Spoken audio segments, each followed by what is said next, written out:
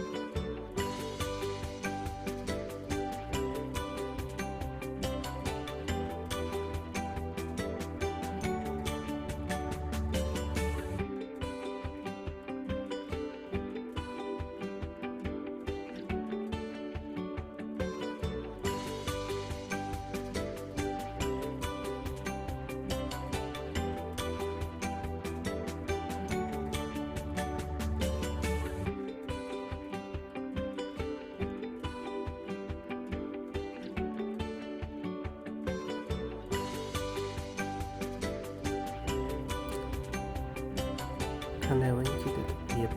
បង្ហាញពីត្រើយខាងត្បូងនៃស្ពាន Sunshine Skyway ពីខាងផ្នែកនៃទីក្រុង St. Petersburg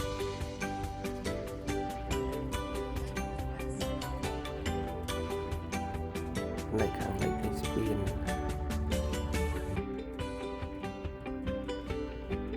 មានឆ្នេរដែលអាចជនមកកំសាន្តទឹកទីជាខាងនេះបាននេះជាទស្សនវិជ្ជាទីក្រុងដងថោនៃទីក្រុង St. Petersburg នេះឯង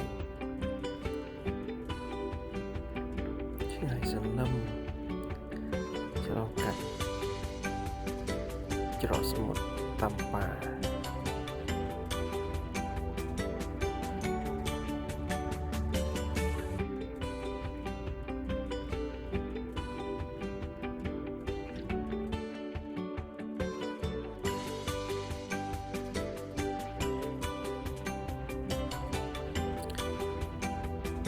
ខាងនេះជាទស្សនវិជ្ជាពីខាងលិចនៃស្ពាន Sunshine Skyway ដែលយើងទស្សនវិជ្ជាពី St. Petersburg ពីឆ្នេរសមុទ្រ St. Petersburg ខាងនេះជាសមុទ្រមិចស៊ិកឈូងសមុទ្រមិចស៊ិកឆ្ងាយសន្លឹមដែលទឹកហូរពីខាងលើមកពីទីក្រុងតាំប៉ាឆ្ពោះមកទីក្រុង St. Petersburg និងឆ្លងកាត់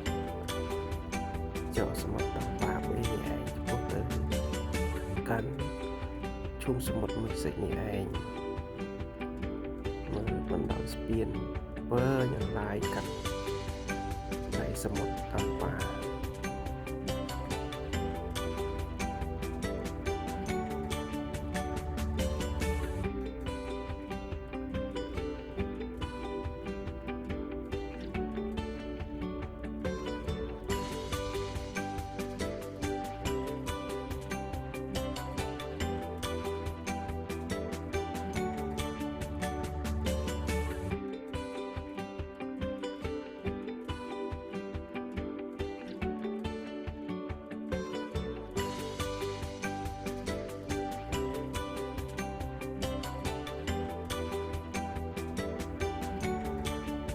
ជាទិដ្ឋភាពបង្ហាញពី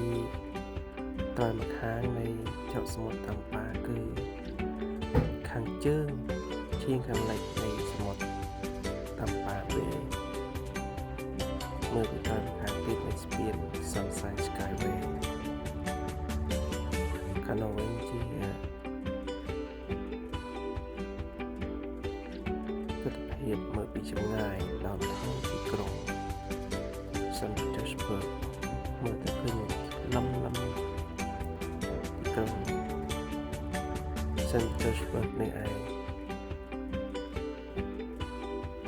St. Pete